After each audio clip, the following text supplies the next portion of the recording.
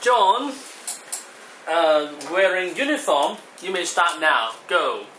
Chairman, I'm John. Yes. Our team supports the topic primary students wear the school uniform. The reasons are as follows. Yes.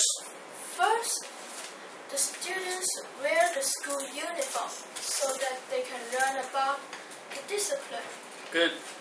Another main reason is the school uniform can make the student tidy and have a good behavior. Look tidy.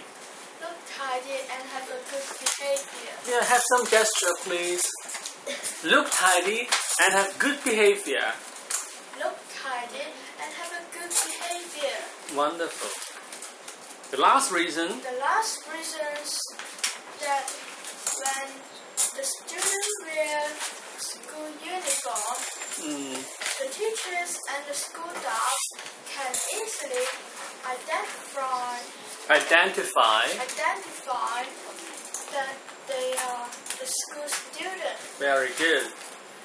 When you do a good turn or get a medal, the police or the staff can call the school easily. Yes. Finally, I strongly agree that the primary students should wear the school uniform. Thank you. well done. Thank you.